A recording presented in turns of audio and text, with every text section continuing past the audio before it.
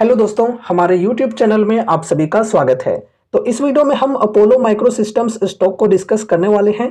काफ़ी सारे important topics को कवर करेंगे। फर्स्ट ऑफ ऑल, मैनेजमेंट के द्वारा कुछ गाइडेंस आई हैं FY26 के लिए, वो डिस्कस करेंगे। एंड उसके बाद हम स्टॉक की fundamentals, valuation, profit growth, sales growth and technicals, इन सभी चीज़ों को भी समझने वाले हैं। तो शुरू करते हैं। यहां पर देखो कही जा रही है, अपोलो माइक्रो सिस्टम्स ने वित्त वर्ष 26 में राजस्व दोगुना करने के लिए बिग टिकट प्रोजेक्ट पाइपलाइन पर दांव लगाया। यहां पर एक्सपेक्टेशन ये है कि FY26 में कंपनी की जो रेवेन्यू है ये दोगुना हो सकती है, 100% से ग्रो कर सकती है। कैसे, ये चलो समझते हैं एकदम विस्तार से। तो यहां पर देखो कही जा रही है, अपोलो माइक्रो सिस्टम्स लिमिटेड ने पाइपलाइन में कुछ बहुत बड़ी टिकट परियोजनाओं, यानी कि जो बिग साइज के प्रोजेक्ट्स होते हैं उनकी बात हो रही है। बहुत बड़ी टिकट परियोजनाओं की प्रत्याशा के बीच वित्त वर्ष 26 में अपने राजस्व को दोगुना करने का लक्ष्य रखा है। काफी बड़ी टारगेट है। इसके पूर्णकालिक निदेशक ए कृष्णा साई कुमार ने सोमवार को एनडीटीवी प्रॉफिट को बताया। साई कुमार के अनुसार अपेक्षित प्रत्येक परियोजना कंपनी के पिछले 3 वर्षों के राजस्व से भी अधिक हो सकती है। देखो, काफी बड़ी बात यहां पर कही जा रही है कि मतलब एक जो प्रोजेक्ट कंपनी को मिलेंगे, उस प्रोजेक्ट की वैल्यू कंपनी के पिछले 3 वर्षों की जो रेवेन्यू है उन सभी को ऐड कर दिया जाए तो उससे भी अधिक होगी। ठीक है, मतलब पास्ट में अगर हम पिछले 3 साल की अगर हम रेवेन्यू की बात करें कंपनी की, तो तीनों के रेवेन्यू को जोड़ दिया जाए इस प्रकार से, तो जो भी अमाउंट होती है उससे भी कहीं ज्यादा की प्रोजेक्ट कंपनी को मिलने वाली है, और ये एक प्रोजेक्ट की वैल्यू होगी। तो काफी बड़ी यहां पर एक्सपेक्टेशन की जा रही है। ठीक है, और इस प्रकार से ऑर्डर्स मिलने की यहां पर एक्सपेक्टेशन की जा रही है। ठीक है, और इस वजह से मैनेजमेंट के द्वारा गाइडेंस ये दी जा रही है कि FY26 में हमारा जो रेवेन्यू है, यानी कि जो राजस्व है, ये दोगुना हो सकता है। ठीक है, आगे बढ़ते हैं। और भी काफी सारी चीजें कही गई हैं। साई कुमार ने कहा कि चौथी तिमाही परंपरागत रूप से वह अवधि होती है जब ऑर्डर देने की गतिविधि काफी बढ़ जाती है और अपोलो माइक्रो सिस्टम्स जैसी कंपनियों को इससे लाभ मिलता है। अब दोस्तों देखो, इस चीज को थोड़ा ध्यान से समझो। हमने काफी बार डिस्कस किया है कि जनरली कंपनीज को फोर्थ क्वार्टर में काफी बेहतरीन तरीके से ऑर्डर्स मिलते हैं। ये ट्रेडिशनली तौर पे देखा जाता है।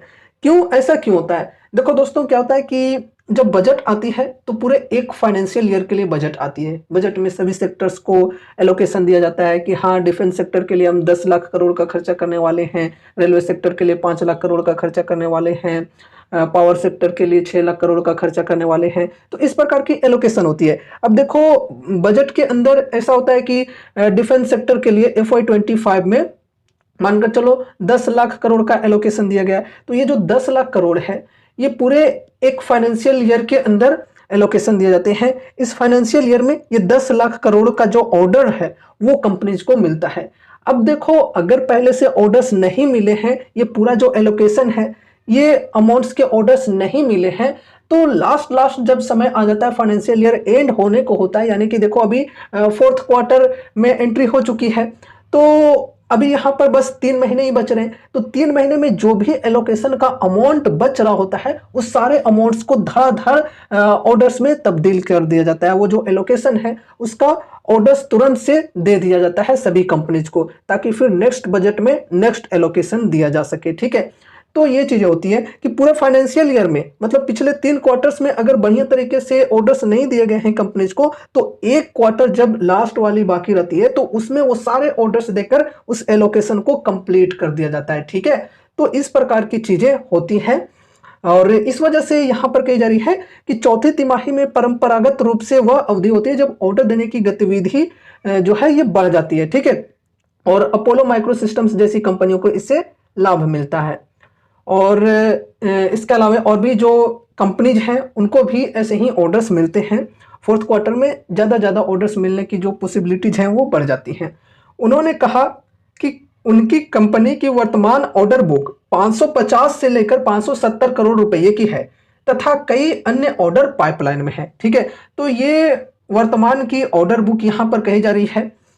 आगे बढ़ते हैं। उन्होंने कहा अगले 3 से 4 महीनों में हमारी कंपनी में कुछ बहुत बड़ी परियोजनाएं भी आने की उम्मीद है, कुछ बड़ी प्रोजेक्ट्स आने की उम्मीद है, ये यहाँ पर कही जा रही है इनके द्वारा अगले 3 से 4 महीनों में, जो कि पिछले 3 वर्षों के हमारे राजस्व के बराबर होगी। जैसा कि अभी हमने डिस्कस किया कि पास्ट 3 इयर्स के जो रेवेन्यू है उसके बराबर होगी या फिर उससे भी अधिक होगी। ये प्रोजेक्ट की वैल्यू, एक प्रोजेक्ट की वैल्यू की मैं बात कर रहा हूं, और किसी एक ऑर्डर से कहीं अधिक होगी, 1000 करोड़ रुपए और उससे अधिक, 1500 करोड़ रुपए और उससे अधिक। तो इस प्रकार से एक एक प्रोजेक्ट की जो वैल्यू है ये हो सकती है।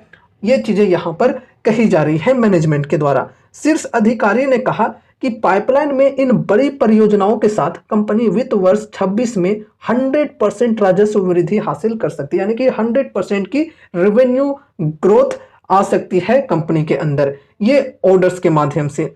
अगले वित्तीय वर्ष के लिए हमारा आंतरिक लक्ष्य 100% वृद्धि है, लेकिन आप निश्चित रूप से चालू वित्त वर्ष के साथ 50 से 55% की वृद्धि हासिल कर सकते हैं। यहाँ पर FY25 की बात हो रही है, यानी कि जो हमारा फाइनेंशियल ईयर अभी चल रहा है इसकी बात हो रही है कि इसमें 50 से 55% की ग्रोथ आ सकती है। ठीक है, मौजूदा ऑर्डर बुक मोटे तौर पर 550 से लेकर 570 करोड़ रुपए के आसपास होगी, उन्होंने कहा।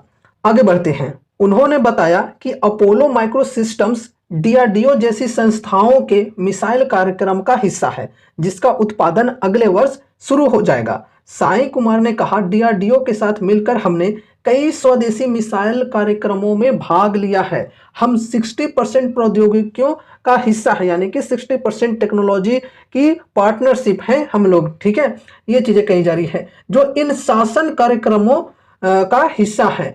इनमें से कई कार्यक्रम अगले कुछ महीनों और वर्षों में उत्पादन चरण में प्रवेश कर रहे हैं, इसलिए 45 to 50% राजस्व वृद्धि कम से कम 3 और वर्षों तक जारी रहेगी, भले ही कंपनी वित्त वर्ष 26 में अपने राजस्व को दोगुना कर दे। इस चीज को भी समझो, यहां पर कहीं यह जारी है कि FY26 में जो रेवेन्यू है ये तो 100% से ग्रो कर सकती है। ठीक है, जो रेवेन्यू है ये दोगुना हो सकती है, लेकिन FY26 के बाद यहां पर कही जा रही है कि रेवेन्यू जो है ये 45 to 50% से ग्रो कर सकती है। यहां पर कही जा रही है कम से कम 3 और वर्षों तक ये चीजें जारी रहेंगी। देखा जाए तो काफी अच्छी बात है, पहले 100% से ग्रो करेगी रेवेन्यू एंड उसके बाद पर ईयर 45 to 50% से ग्रो करेगी। चलो अच्छी बात है, आगे बढ़ते हैं। कुमार ने कहा अगले 3 सालों तक यह 50% की वृद्धि जारी रहेगी, हम लगातार इसी तरह बढ़ते रहेंगे। अच्छी बात है। उन्होंने कहा अगले वर्ष यदि हम 100% राजस्व वृद्धि हासिल कर लेते हैं तो मैं यह कह सकता हूं कि हम वहां से 45% to 50% तक की वृद्धि जारी रखेंगे। तो दोस्तों इस प्रकार की गाइडेंस आई है मैनेजमेंट के द्वारा, काफी अच्छी गाइडेंस है और एक्सपेक्टेशन यहाँ पर यह है कि कंपनी को अगले 3 से 4 महीनों में काफी बड़े बड़े प्रोजेक्ट्स मिल सकते हैं।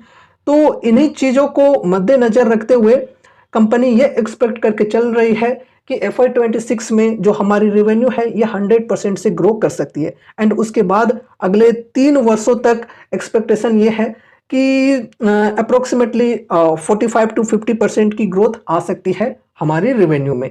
एंड उसके बाद यहाँ पर अगर हम इस फाइनेंशियल ईयर की बात करें यानी कि FY25 की बात करें तो यहाँ पर भी 45 to मे बी 55% तक की ग्रोथ की एक्सपेक्टेशन है। तो ओवरऑल यहाँ पर मैनेजमेंट के गाइडेंस की बात करें तो काफी अच्छी है, बहुत ही बढ़िया है। अब चलो यहाँ पर हम फंडामेंटल्स एंड वैल्यूएशन को डिस्कस करते हैं।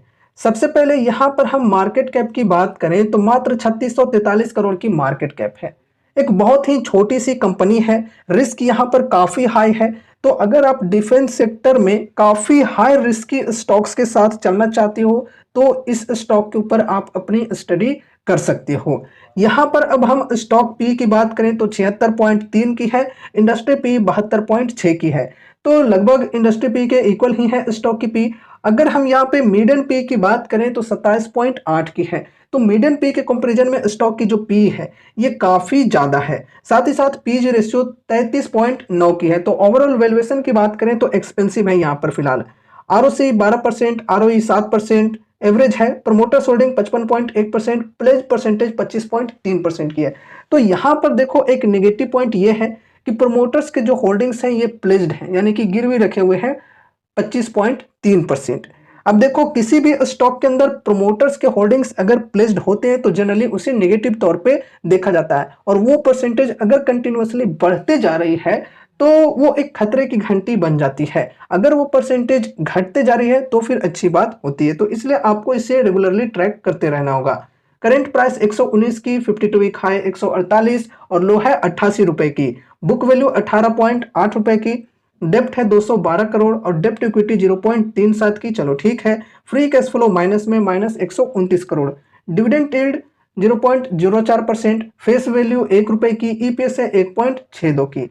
आगे बढ़ते हैं।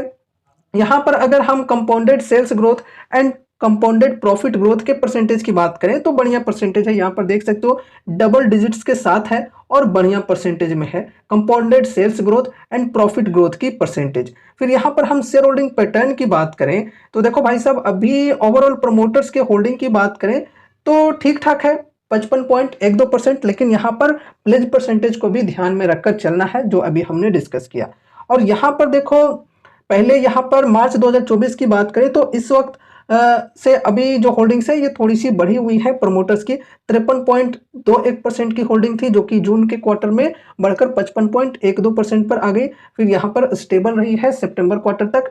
अगर यहाँ पर हम एफआईएच की बात करें तो भाई साहब देखो, इनकी होल्डिंग मार्च 2024 के वक्त 11.14% की हुआ करती थी, जो कि अभी यहाँ पर देखो पिछले 2 क्वार्टर से घटते घटते 0.19% की मात्र हो चुकी है। ठीक है, मतलब ना के बराबर इनकी होल्डिंग्स यहाँ पे हो चुकी है। पहले यहाँ पर 11.14% की होल्डिंग थी इनकी, जो कि पिछले 2 क्वार्टर्स में बहुत ही ज्यादा ट्रिम हुए हैं। मतलब अब जो इनकी होल्डिंग्स है सिर्फ 0.19% की है, ना के बराबर है। डीआईएच की बात करें तो यहां पर देखो सितंबर क्वार्टर में कुछ खरीदारी हुई है हल्की फुल्की, 0% थी इनकी होल्डिंग जो कि बढ़कर 0.87% की हुई है। एंड उसके बाद यहां पर हम पब्लिक की बात करें तो पब्लिक की जो होल्डिंग्स है यहां पर कंटिन्यूअसली बढ़ते जा रही है और फिलहाल 43.82% की है। ठीक है, तो यहाँ पर शेयर होल्डिंग पैटर्न के अंदर अगर हम बात करें तो थोड़ी सी रिस्क यहाँ पर जो है वो हमें ज़्यादा देखने को मिल रही है। प्लेज परसेंटेज भी यहाँ पर है, साथ ही साथ यहाँ पर एफआईआईज की बात करें तो एफआईआईज के जो होल्डिंग्स हैं ये कंटिन्यूअसली घटते हुए हमें देखने को मिल रहे हैं। डीआईएच की होल्डिंग अभी है भी तो कुछ खास नहीं है। पब्लिक की होल्डिंग यहाँ पर कंटिन्यूअसली बढ़ते जा रही है। अब दोस्तों देखो, आगे चलकर ये जरूर से आपको ध्यान में रखना होगा कि यहाँ पर एफआईआईज के द्वारा कुछ बाइंग होते हैं या नहीं होते हैं, ये ध्यान में रखना जरूरी है। साथ ही साथ जो प्लेज परसेंटेज है वो कम होते हैं या नहीं होते हैं। ठीक है, कम होते हैं या फिर बढ़ते हैं, ये ध्यान में रखने वाली चीज है। ये जो इस प्रकार की छोटी छोटी कंपनी होते हैं ना, इनके अंदर जनरली इस प्रकार के रिस्क देखने को मिलते ही हैं। अगर इस प्रकार के रिस्क नहीं हुए तो फिर क्यों ये पेनी स्टॉक कहलाते हैं। ठीक है, क्यों ये स्मॉल कैप स्टॉक कहलाते हैं, ये भी समझना चाहिए। ठीक है, तो जनरली ऐसे छोटे छोटे स्टॉक्स में हमें इस प्रकार के रिस्क देखने को मिलते ही हैं, ये समझकर चलना है। ठीक है, और इसी वजह से तो यहाँ पर हाई रिस्क वालों को हाई रिटर्न्स मिलते हैं। ठीक है, क्योंकि उन्होंने रिस्क लिया है भाई। तो अब यहाँ पर देखो, कहने का मतलब ये नहीं है कि आप लोग यहाँ पर छलांग लगा दो। ठीक है, सोच समझकर अपनी एनालिसिस के अनुसार ही चलना चाहिए। अगर आपको रिस्क नहीं लेना है तो फिर नहीं ले सकते हो। आपके पास और भी काफी सारे स्टॉक्स के ऑप्शंस हैं। डिफेंस सेक्टर में अगर आप कम रिस्क के साथ चलना चाहते हो तो बहुत सारे स्टॉक्स हैं। ठीक है, अब यहाँ पर चलो हम टेक्निकल्स को समझते हैं। ध्यान से समझना, थोड़ा सा यहाँ पर मैंने माया जाल बना दिया है, समझना इस चीज को। सबसे पहले देखो, यहाँ पर एक ये ट्रेन लाइन है। ठीक है, इस ट्रेन लाइन को एज ए रेजिस्टेंस रिस्पेक्ट दे देकर प्राइस जो है ये डाउन साइड में शिफ्ट होते जा रही थी। ठीक है, एंड उसके बाद यहां पर देखो अभी क्या है, पिछले कुछ दिनों में ब्रेकआउट देखने को मिली है ट्रेंड लाइन की, और यहां पर एक रेजिस्टेंस की लेवल थी 118 के अप्रोक्स, यहां पर जा चुकी है प्राइस, इसके ऊपर जा चुकी है प्राइस फिलहाल। ठीक है, और ये जो तेजी आई है पिछले दिन तकरीबन 9-10% की तेजी आई थी, इसी न्यूज की वजह से आई थी। मैनेजमेंट की जो गाइडेंस है ये आने के बाद स्टॉक में बढ़िया रफ्तार हमें देखने को मिली है। ठीक है, इस न्यूज के वजह से, मैनेजमेंट की गाइडेंस के वजह से। अब यहां पर देखो, थोड़ा सा और क्लियरली समझो।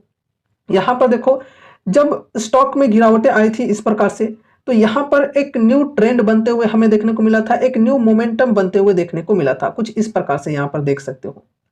ठीक है, यहां पर ये जो ट्रेंड लाइन है ये सपोर्ट बनी हुई थी और ये जो ट्रेंड लाइन है ये रेजिस्टेंस बनी हुई थी और प्राइस इस टाइप से मोमेंटम के साथ बढ़ने की कोशिश कर रहा था। लेकिन यहाँ पर ये जो मोमेंटम है ये टूटा इधर और फिर यहाँ पर और भी ज़्यादा गिरावट आ गई और फिर यहाँ पर इस लेवल पर स्टॉक ने सपोर्ट लिया जो कि है 93 का। ठीक है, एंड उसके बाद यहाँ पर देखो ये जो ट्रेंड लाइन है ये तब भी रेजिस्टेंस के तौर पे ये वर्क कर रही थी एंड उसके बाद एक दो दिन पहले यहाँ पर ब्रेकआउट मिला स्टॉक का। ठीक है, ब्रेकआउट मिलने के बाद यहाँ पर जो पहले सपोर्ट बनी हुई थी ये रेजिस्टेंस बन गई, ये वाली लाइन। ठीक है, ये वाली जो लाइन अभी हमने ड्रॉ किया ये रेजिस्टेंस बन गई, इसे ब्रेकआउट मिला। फिर यहाँ पर जो पहले रेजिस्टेंस थी ये वाली, ये फिर से रेजिस्टेंस के तौर पे वर्क की और इसके ऊपर अभी प्राइस जा चुकी है। अभी देखो क्लोजिंग ऊपर साइड में नहीं हुआ है, यहाँ से अगर प्रॉफिट बुकिंग होते हैं तो फिर स्टॉक के अंदर गिरावट आ सकती है, फिर से अपने सपोर्ट के लेवल पर स्टॉक आ सकती है अगर काफी ज्यादा प्रॉफिट बुकिंग देखने को मिले तो। लेकिन अगर यहाँ से भी बाइंग इंटरेस्ट देखने को मिलता है तो फिर यहाँ से हम बढ़िया तेजी एक्सपेक्ट करके चल सकते हैं। लेकिन उसके लिए यहाँ पर ये कुछ रेजिस्टेंस के लेवल्स भी हैं जिनको ध्यान में रखकर चलना है। सबसे पहले तो यहाँ पर देखो तेजी अगर आती है अभी से तो यहाँ पर 128 की एक रेजिस्टेंस होगी, इसको अगर ब्रेकआउट मिलता है तो फिर यहाँ पर ये वाला रेजिस्टेंस होगा एंड उसके बाद यहाँ पर ये 52 वीक हाई का रेजिस्टेंस होगा। अगर 52 वीक हाई का रेजिस्टेंस टूट जाता है तो फिर स्टॉक के अंदर खुला आसमान होता है, फिर प्राइस कहीं भी जा सकता है। ठीक है, तो टेक्निकल्स को आई थिंक आप लोगों ने समझ लिया होगा। थोड़ा सा माया जाल हमने बना रखा था क्योंकि काफ़ी डिटेल में आप सभी को समझाना था। ठीक है, अभी यहाँ पर अगर कोई इन्वेस्टमेंट की सोच रहे हैं तो कैसे डिस्काउंट्स मिल रहे हैं 52 वीक हाई के लेवल से करंट प्राइस तक देखा जाए तो तकरीबन यहाँ पर 25-26% की डिस्काउंट्स अवेलेबल है। इससे बेटर यहाँ पर डिस्काउंट्स मिल रही थी इस लेवल पर 93 की जो लेवल है यहाँ पर, और तकरीबन यहाँ पर 42% की डिस्काउंट्स मिल रही थी 52 वीक हाई के लेवल से। एंड इस सपोर्ट के लेवल से अभी तो स्टॉक में बढ़िया तेजी आ चुकी है और शॉर्ट टर्म में महज 3-4 दिनों के अंदर ही इन्वेस्टर्स को तकरीबन 30% के गेंस मिल चुके हैं। ठीक है, शॉर्ट टर्म में 30% की गेंस मिले हैं, यहाँ पे बहुत ही शानदार गेंस मिले। तो शॉर्ट टर्म के लिए जो लोग भी बैठे थे वो लोग अगर प्रॉफिट बुकिंग करते हैं काफ़ी ज़्यादा तो फिर स्टॉक के अंदर गिरावटें आ सकती है, ये ध्यान में रखकर चलना है। अभी देखो डिस्काउंट्स तो मार्जिन ऑफ सेफ्टी के हिसाब से ठीक ठाक मिल रहे हैं, अगर किन्हीं को इन्वेस्टमेंट करना है तो वो यहाँ पर करने की सोच सकते हैं। बल्क में बाइंग करने से बचना है, SIP करने के लिए ठीक है। और हाँ, जैसा कि हमने बोला कि रिस्क यहाँ पर काफ़ी हाई है तो उसी अकॉर्डिंग अमाउंट्स भी लगाने चाहिए। इसे आपको एक पेनी स्टॉक की तरह ही ट्रीट करना है, ऐसा ना हो कि ज़रूरत से ज़्यादा अमाउंट्स लगा दिए। मानकर चलो यहाँ पर आपके टोटल पोर्टफोलियो का एलोकेशन कैसा होना चाहिए, मैक्सिमम 2 से 3%। ठीक है, इस प्रकार से एलोकेशन होना चाहिए ऐसे स्टॉक्स में। अगर आप काफ़ी ज़्यादा एलोकेशन दे देते हो, काफ़ी ज़्यादा वेटेज दे देते हो तो डिपेंडेंसी जो है ये आपकी पोर्टफोलियो की इस स्टॉक के ऊपर बढ़ जाती है। ये स्टॉक जैसा परफॉर्म करेगा वैसा आपके पोर्टफोलियो में असर पड़ेगा। अगर स्टॉक के अंदर काफ़ी ज़्यादा गिरावटें आती हैं तो फिर आपके पोर्टफोलियो में भी उस प्रकार से रिएक्शन देखने को मिलेगा। इसलिए अगर आप डाइवर्सिफिकेशन के साथ चलना चाहते हो, रिस्क को मैनेज करके चलना चाहते हो तो लिमिटेड वेटेज के साथ ही चलना चाहिए, ज़रूरत से ज़्यादा अमाउंट्स नहीं लगाने चाहिए। ठीक है, और एक बहुत ही ज़रूरी बात कि यहाँ पर हमने जो भी चीज़ों को डिस्कस किया है वो सिर्फ और सिर्फ एजुकेशनल पर्पस से किया है। तो इसलिए इस वीडियो को देखने के बाद अगर आपको कुछ भी इंटरेस्ट लगता है तो फिर आपको अपने तरफ से भी कुछ स्टडी एंड एनालिसिस करनी है। साथ ही साथ अगर आपके फाइनेंशियल एडवाइजर्स हैं तो उनसे एक बार कंसल्ट जरूर से करना है कोई भी डिसीजन लेने से पहले। तो ये रही हमारी आज की वीडियो। उम्मीद है कि इस वीडियो के माध्यम से आपको कुछ यूजफुल इन्फॉर्मेशन मिलेंगे। तो वीडियो को लाइक करके चैनल को सब्सक्राइब कर देना और मिलते हैं अगले नए वीडियोज़ के साथ। तब तक के लिए बाय बाय।